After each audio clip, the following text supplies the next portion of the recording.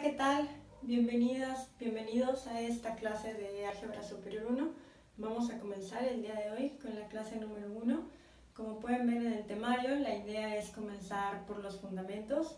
Entonces vamos a hablar un poquito de fundamentos en el sentido de los elementos más primitivos, de los elementos más básicos que vamos a necesitar tanto para desarrollar los contenidos de este curso como para que ustedes tengan los elementos para entender, no solamente lo que les están enseñando en las otras materias, sino por qué es de esa manera, por qué hacemos matemáticas de la forma en la que las hacemos. En particular, ahorita nos vamos a concentrar un poco en la relación que tiene esa matemática que hacemos con la lógica. Entonces vamos a hablar un poquito de los que conjuntos como primer elemento, digamos que va a ser nuestro toolkit, va a ser nuestra caja de herramientas de la que vamos a tomar los elementos para comenzar a hacer matemáticas. Entonces, bueno, solamente para comenzar,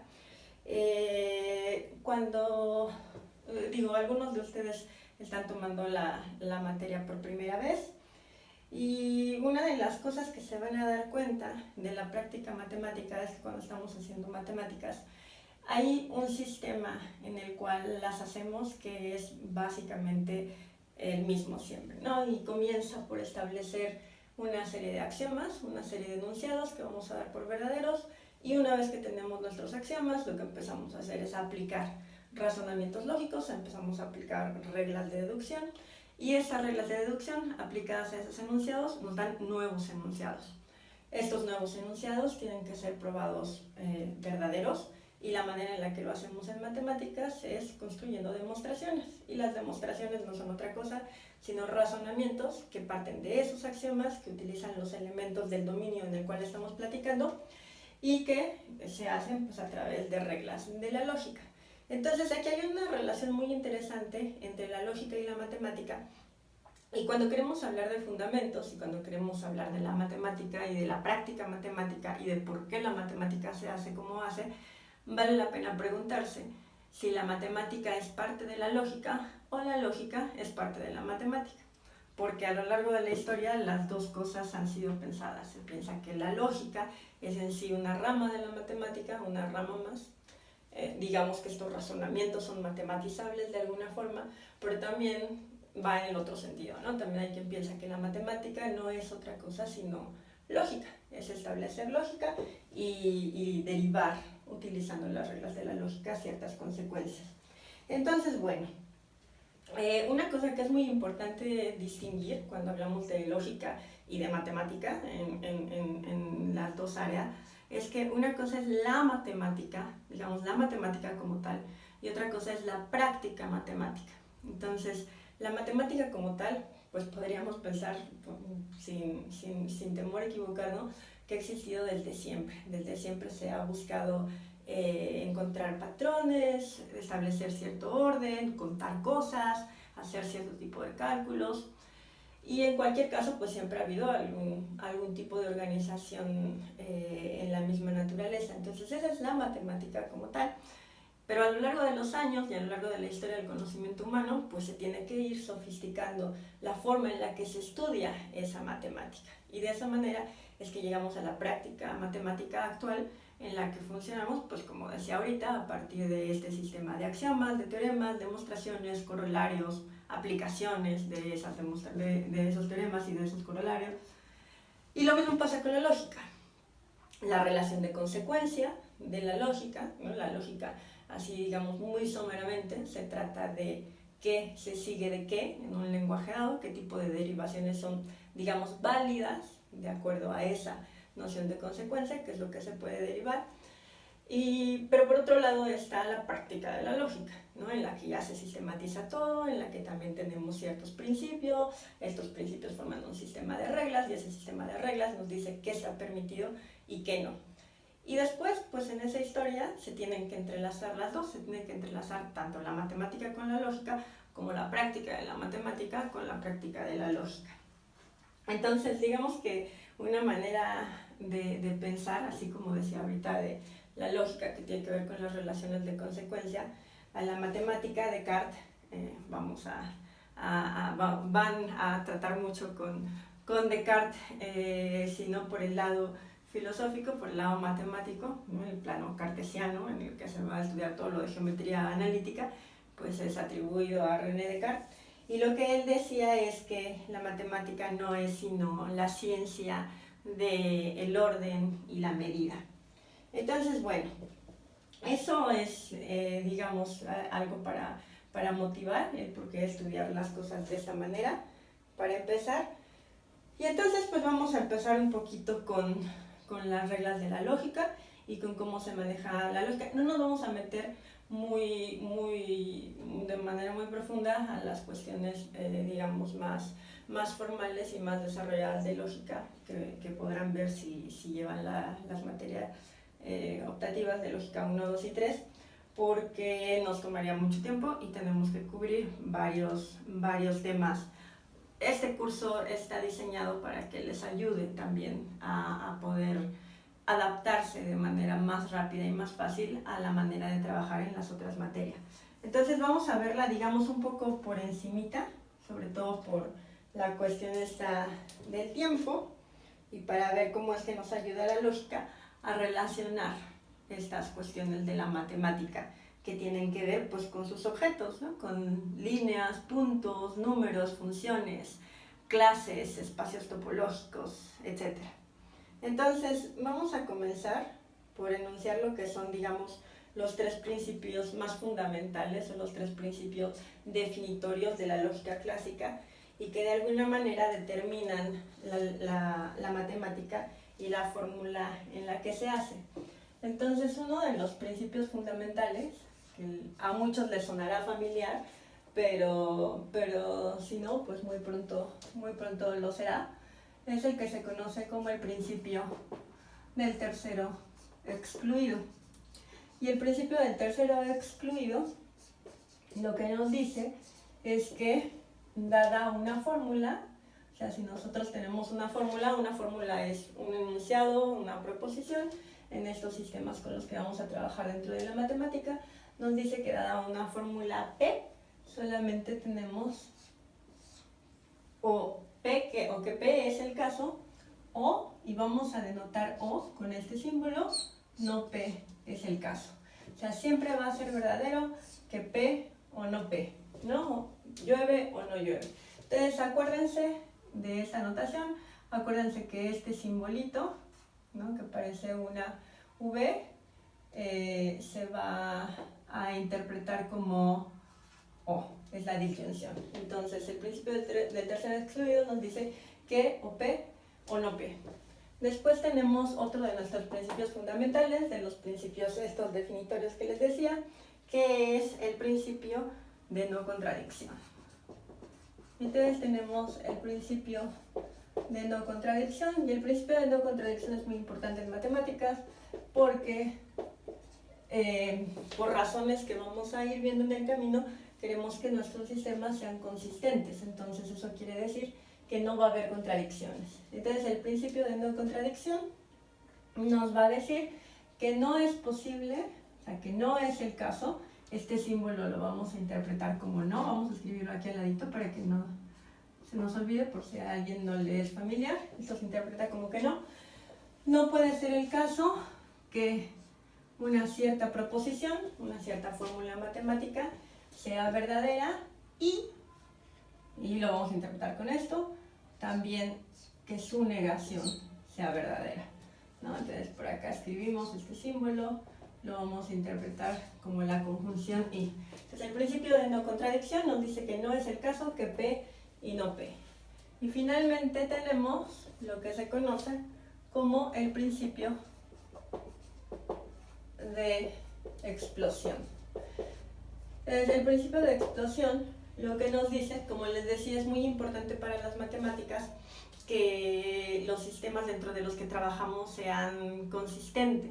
¿Por qué? Pues porque nuestras demostraciones tienen por finalidad mostrar, ¿no? Justamente hacer evidente que algo es verdadero. Entonces no puede ser que algo sea verdadero y falso al mismo tiempo, porque los sistemas son correctos, únicamente demuestran cosas verdaderas. Entonces, ¿qué es lo que pasa cuando tenemos una contradicción? Bueno, según el principio de explosión, si tenemos una contradicción, digamos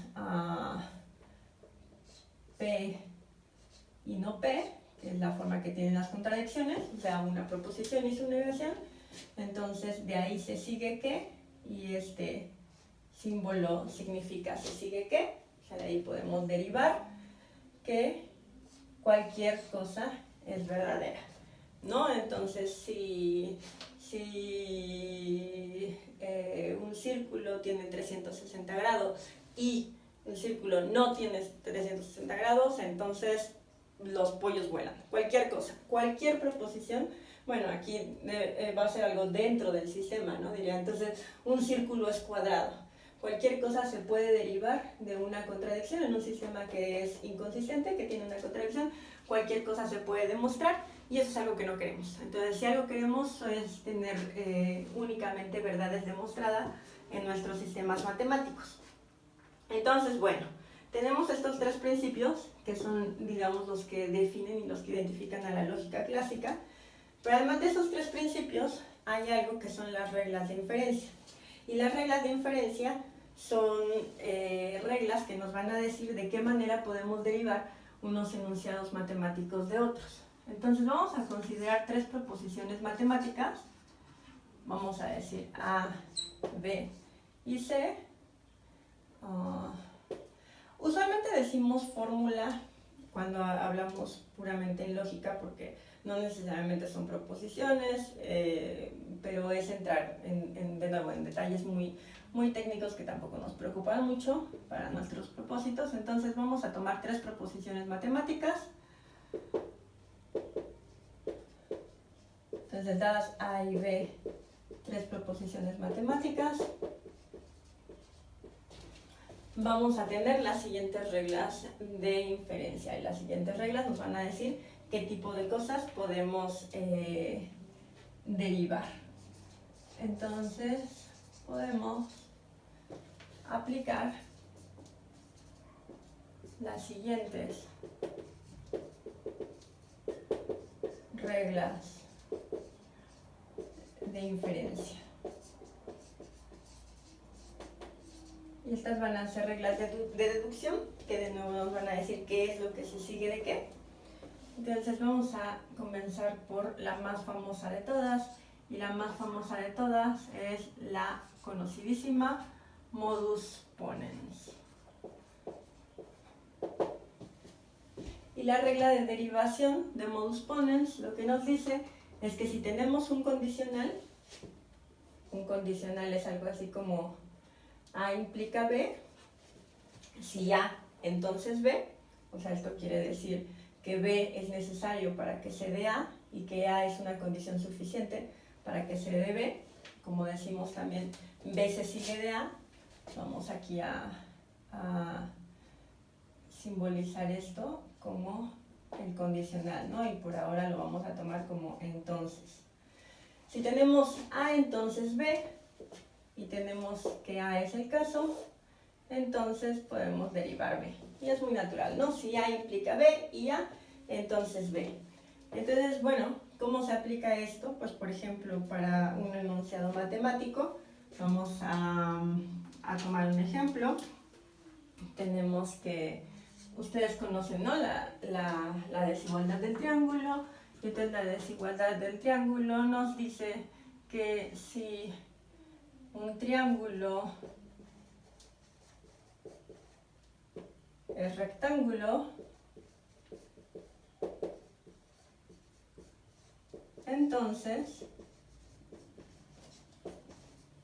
la suma de la longitud, pero vamos a abreviarlo con sus catetos, de sus catetos es mayor o igual a la longitud de la hipotenusa. Y como ven, esto pues tiene la forma de un condicional. Si un triángulo es rectángulo, entonces la suma de esos catetos es mayor o igual a la hipotenusa. Si A, entonces B. X, que es una figura dada, una figura que tengo con la que estoy trabajando, es un triángulo,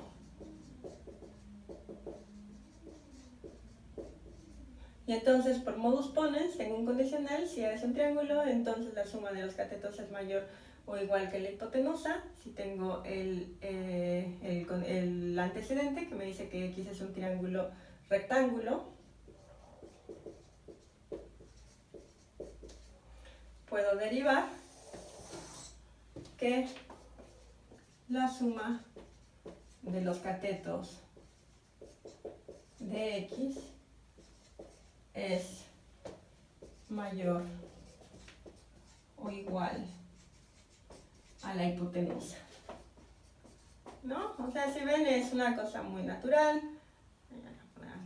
La hipotenusa es una cosa muy natural, y esta regla pues es la que vamos a utilizar mayormente. Entonces, si A entonces B y además A, pues puedo concluir B, y esto ya me da un argumento que está justificado por esta regla de la lógica clásica.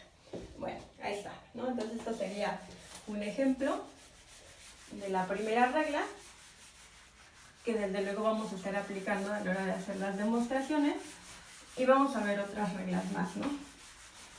Entonces la regla siguiente, que se le conoce como el modus tollens, que muy seguido aquí en matemáticas simple y sencillamente le llamamos la contrapositiva, dice lo siguiente, dice que cuando lo formulamos, bueno, le decimos contrapositiva si tenemos un condicional A implica B, su contrapositiva es no B implica no A.